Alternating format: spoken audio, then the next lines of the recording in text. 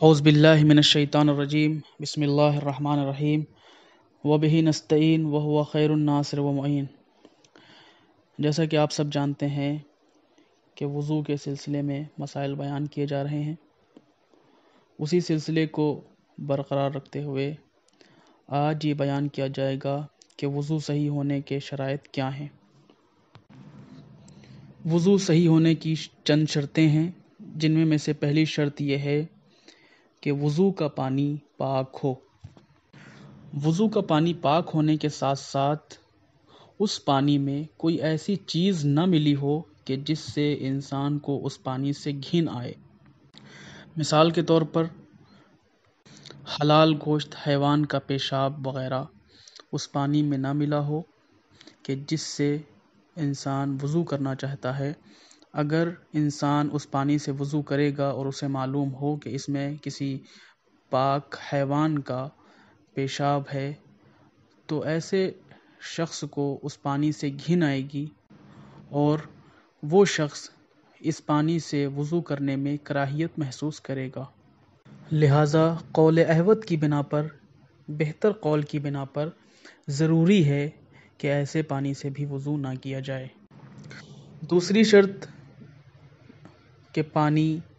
مطلق ہو، یعنی جس پانی سے وضو کیا جا رہا ہو وہ پانی خالص پانی ہو، اس میں کوئی چیز ملی نہ ہو۔ مثلاً وہ پانی مضاف پانی نہ کہلاتا ہو، یعنی شربت یا کوئی ایسا جوس وغیرہ نہ ہو کہ جس سے انسان وضو کرنا چاہتا ہے۔ جس پانی سے بھی وضو کر رہا ہے وہ خالص پانی ہونا چاہیے، اس میں کسی بھی طرح کی کوئی ملاوٹ نہیں ہونا چاہیے۔ اسی طریقے سے اگر کوئی شخص کسی ایسی جگہ موجود ہو کہ جہاں پر پانی تو ہے لیکن اس پانی میں اس قدر مٹی ملی ہوئی ہے، یعنی اکثر اوقات جو لوگ گاؤں وغیرہ میں رہتے ہیں انہوں نے دیکھا ہوگا کہ نہر وغیرہ کا پانی کہ کبھی کبھی جب اس میں حیوانات وغیرہ اترتے ہیں یا پھر کسی اور سبب جب باڑھ وغیرہ یا پانی وغیرہ بھرتا ہے تو ایسی صورت میں اس ندی کا پانی یا اس تالاب کا پانی گرد آلود ہو جاتا ہے، اس میں ریت وغیرہ اوپر آ جاتی ہے اور پانی میں مل جاتی ہے کہ وہ پانی گندا ہو جاتا ہے۔ اگر نماز کا وقت تنگ ہو تو ایسی صورت میں انسان کو تیمم کر کے نماز پڑھ لینی چاہیے، لیکن اگر اتنا زیادہ وقت ہو کہ اگر وہ شخص انتظار کرے گا تو پانی میں ملی ہوئی گرد، ملی ہوئی مٹی بیٹھ جائے گی اور پانی صاف ہو جائے گا۔ اگر وقت زیادہ ہے تو ایسے شخص کو انتظار کرنا چاہیے کہ وہ پانی صاف ہو جائے، اس کے بعد وضو کر کے نماز پڑھے۔ لیکن اگر وقت تنگ ہے تو ایسے شخص پہ ضروری ہے کہ وہ تیمم کر کے نماز کو ادا کرے۔ تیسری شرط یہ ہے وضو صحیح ہونے کے لیے کہ وضو کا پانی مباح ہو، یعنی پانی مباح ہونے کا مطلب یہ ہے کہ پانی غصبی نہ ہو، چوری کیا ہوا پانی نہ ہو، غصبی نہ ہو۔ مثال کے طور پر ایک جگہ انسان سفر کر رہا تھا، وہاں پہ دیکھا کہ نل لگا ہوا ہے یا کسی برتن میں پانی رکھا ہوا ہے، اس کے مالک کا علم نہیں ہے، اس کے مالک کو نہیں جانتا، تو ضروری ہے کہ پہلے سب سے اس مالک کی اجازت لی جائے، اس کے بعد وضو وغیرہ کر کے یا غسل کر کے نماز ادا کی جائے۔ لیکن اگر وہ مالک نہیں مل پاتا اور اسے یقین ہے یا اسے اس بات کا علم نہیں ہے کہ اگر ہم اس پانی کو استعمال کر لیں گے تو یہ مالک راضی ہوگا یا نہیں ہوگا، تو ایسے شخص پہ ضروری ہے کہ وہ تیمم کر کے نماز پڑھے۔ ایسے پانی سے وضو کرنا باطل ہے اور نماز صحیح نہیں ہوگی۔ اسی طریقے سے ایسی جگہ پہ وضو بیٹھ کے کرے کہ جہاں پر زمین بھی مباح ہو، پانی جو وضو کا گر رہا ہے، جس وقت انسان وضو کرتا ہے جو پانی وضو کرتے وقت گرتا ہے، جو پانی وضو کرتے وقت ہاتھ سے گرتا ہے یا چہرے سے گرتا ہے، ایسی جگہ پر نہ گرے کہ جو زمین غصبی ہو، بلکہ ایسی جگہ پہ کرے کہ زمین بھی مباح ہو اور اس میں کوئی اشکال نہ ہو۔ کسی مدرسے وغیرہ میں جو حوض بنائے جاتے ہیں یا ٹنکی لگائی جاتی ہیں وضو وغیرہ کرنے کے لیے، اگر یہ علم نہ ہو کہ یہ تمام عمومی لوگوں کے لیے ہے یا صرف مدرسے میں پڑھنے والے بچوں کے لیے ہے یا خاص لوگوں کے لیے ہے، تو ایسے مدرسے میں ایسے نل سے یا ایسے ٹنکی سے یا ایسے حوض سے وضو کرنا صحیح ہے، اس میں کوئی اشکال نہیں ہے۔ اگر کوئی شخص کسی مسجد کی ٹنکی، حوض یا کسی نل سے وضو کرنا چاہتا ہے تو پہلے سب سے معلوم کرنا چاہیے کہ یہ جو ٹنکی ہے یا جو پانی ہے یہ پانی صرف ان لوگوں کے لیے ہے کہ جو اس مسجد میں نماز پڑھتے ہیں یا پھر تمام عام لوگوں کے لیے بھی ہے۔ اگر وہ شخص اسی مسجد میں نماز پڑھنا چاہتا ہے تب تو اس کے لیے وضو کرنا صحیح ہے، لیکن اگر مسجد کے علاوہ کسی جگہ نماز پڑھنا چاہتا ہے تو ایسے شخص کے لیے وضو کرنا صحیح نہیں ہے۔ لیکن اگر وہ شخص دیکھتا ہے کہ مسجد میں پڑھنے کے علاوہ لوگ بھی اس مسجد کے پانی سے وضو کرتے ہیں تو ایسی صورت میں اس شخص کے لیے بھی وضو کرنا صحیح ہے۔ اسی طریقے سے سرائیں وغیرہ کہ جہاں پر مسافر آ کے رکتے ہیں، جسے مسافر خانہ بھی کہتے ہیں، ایسی جگہوں پر اگر کوئی شخص وضو وغیرہ کرنا چاہتا ہے تو اس شخص کو دیکھے کہ جو وہاں پہ نہیں رہتا، اگر کوئی شخص باہر سے آ کر وضو کرتا ہو، وہاں کے پانی وغیرہ کو استعمال کرتا ہو تو وہ شخص بھی استعمال کر سکتا ہے۔ لیکن اگر باہر کے لوگ اس سرائے میں، اس خوابگاہ میں، اس سکن میں یا اس مسافر خانے میں کوئی باہر کا شخص آ کر وضو نہیں کرتا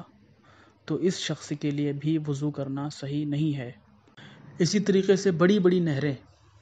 جب کہ اس کے مالک کا کوئی علم نہ ہو تو ایسی نہروں سے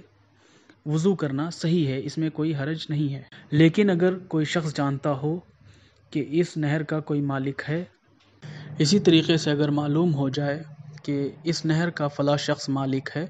تو اس سے اجازت لینا ضروری ہے۔ اگر وہ اجازت نہ دے تو اس نہر سے، اس پانی سے وضو نہ کیا جائے۔ چوتھی شرط یہ ہے کہ وضو کا برتن مباح ہو، یعنی جس برتن سے وضو کیا جا رہا ہو وہ برتن غصبی نہ ہو، چوری کیا ہوا نہ ہو، خود اس کی ملکیت ہو، خود اس کا خریدا ہوا ہو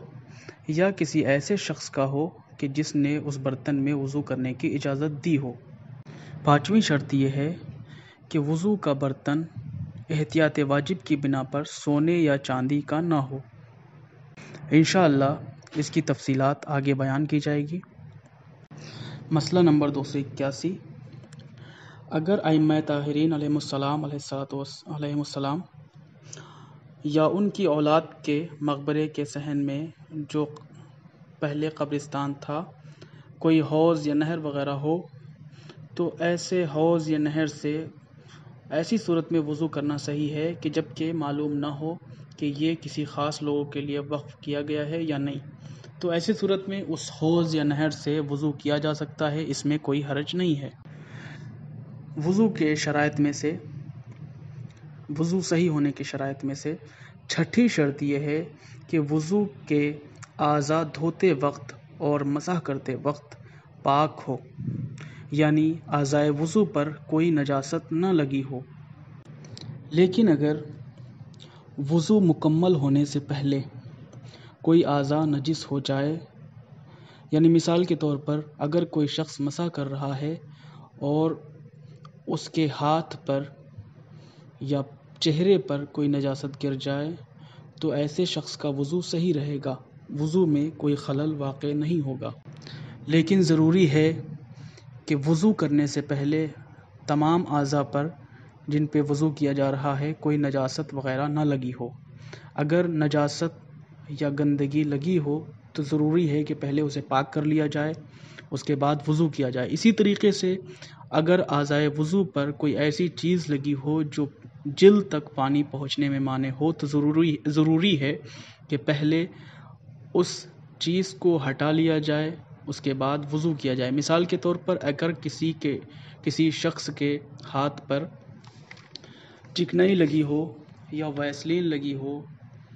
یا عورت وغیرہ جیسے عورتیں نیل پالش کا استعمال کرتی ہیں، اگر کسی شخص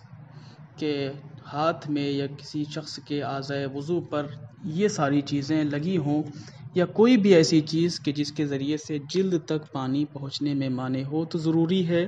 کہ سب سے پہلے اس چیز کو ہٹا لیا جائے، چھڑا لیا جائے، اس کے بعد وضو کیا جائے۔ آج کے زمانے میں ٹیٹوز وغیرہ بنانا عام بات ہے۔ ٹیٹوز بنانا ایسی جگہ پر کہ جہاں پر پانی پہنچنے سے مانع ہے۔ عموماً ٹیٹوز بنانا حرام ہے، اس لیے حرام ہے کہ اگر کوئی شخص غسل کرنا چاہتا ہے تو جلد تک پانی پہنچنے میں وہ ٹیٹوز مانع بنیں گے۔ اسی طریقے سے اگر اعضائے وضو پہ بنا ہوا ہے تو وہ ٹیٹو پانی پہنچنے میں اعضائے وضو پر مانع بنے گا، لہٰذا اس لیے ایسے ٹیٹوز بنوانا صحیح نہیں ہے کہ جو جلد تک پانی پہنچنے سے مانع ہوں۔ اگر کسی شخص کے چہرے یا ہاتھ پر کوئی ایسا زخم ہو کہ جس سے خون نہ رکتا ہو اور وہ شخص وضو کرنا چاہتا ہے تو ضروری ہے کہ وہ شخص پہلے تمام اعضائے وضو کو ترتیب وار دھونے کے بعد اس اعضاء کو کہ جس میں زخم یا خراش ہو اس کو کسی جاری پانی سے یا کسی کر پانی سے دھوئے۔ اس کے دھونے کا طریقہ یہ ہے کہ کر پانی میں یا جاری پانی میں اس حصے کو ڈبو کر اس طریقے سے اس زخم پر انگلی رکھ لی جائے اور اس کو کھینچا جائے کہ پانی اوپر سے نیچے کی جانب دھونا شمار ہو، اس پانی سے اوپر سے نیچے کی جانب دھونا شمار ہو اور خون بھی بند ہو جائے۔ اس طرح اس کا وضو صحیح ہو جاتا ہے۔ مثال کے طور پر اگر کسی شخص کے کسی ہاتھ میں کیا مثال کے طور پر بایاں ہاتھ لے لیے جائے کہ اگر کسی شخص کے بائیں ہاتھ میں زخم ہو اور اس زخم میں پانی نقصان دہ نہ ہو تو ضروری ہے کہ وہ شخص پہلے چہرے کو دھوئے، اپنا دایاں ہاتھ دھو لے، اس کے بعد بایاں ہاتھ دھونے سے پہلے ضروری ہے کہ کسی حوض یا کسی کر پانی یا نہر کے پانی میں جو جاری ہوتا ہے اپنا ہاتھ ڈالے، اس طریقے سے ڈالے کہ اس زخم پہ انگلی رکھ لے، اس کے بعد اس زخم سے خون کو صاف کرے اور پھر جب خون رک جائے تو اس ہاتھ کو اوپر سے نیچے کی جانب دھو دے تو ایسے شخص کا وضو صحیح ہو جائے گا۔ یہ تمام مسائل وہ ہیں کہ جو ہماری زندگیوں میں درپیش ہوتے ہیں، لہٰذا ہم پر واجب ہے کہ اپنے احکامات کو سیکھیں اور پڑھیں۔ یہ ایک بہترین موقع ہے کہ جو ہم سب مل کے ایک ساتھ اپنے احکامات کو جان سکتے ہیں، اس کا علم حاصل کر سکتے ہیں، لہٰذا ضروری ہے کہ کسی بھی وقت 24 گھنٹے میں ہم اپنے لیے بھی، اپنی زندگی کے لیے، اپنی آخرت کے لیے وقت نکالیں اور ان احکامات کو سیکھیں اور دوسروں کو بھی سکھائیں۔ لہٰذا ضروری ہے کہ جتنے لوگ بھی اس درس کو سن رہے ہیں، اپنے اعز و اقربا، اپنے دوست و احباب، اپنے بھائی بہن، تمام لوگوں کو، اپنے رشتہ داروں کو اس چیز کی طرف توجہ دلائیں اور انہیں متوجہ کریں کہ اپنے احکامات کو سیکھیں اور اس گروپ میں شامل ہو کر درس کو سنیں اور اس میں حصہ لیں تاکہ اپنی زندگی کے وہ مسائل سیکھ سکیں کہ جو ان کے اوپر واجب، ضروری، لازم اور فرض کیے گئے ہیں۔ حدیث میں موجود ہے کہ پڑھنا، پڑھانا، سیکھنا، سکھانا یہ سب کار انبیاء ہیں، انبیاء کے کام ہیں، لہٰذا اگر ہم چاہتے ہیں کہ نبی اور امام جیسے کام کریں تو لہٰذا ضروری ہے کہ ہم خود بھی پڑھیں اور دوسروں کو بھی پڑھائیں اور سکھائیں۔ وآخر دعوانا ان الحمد للہ رب العالمین۔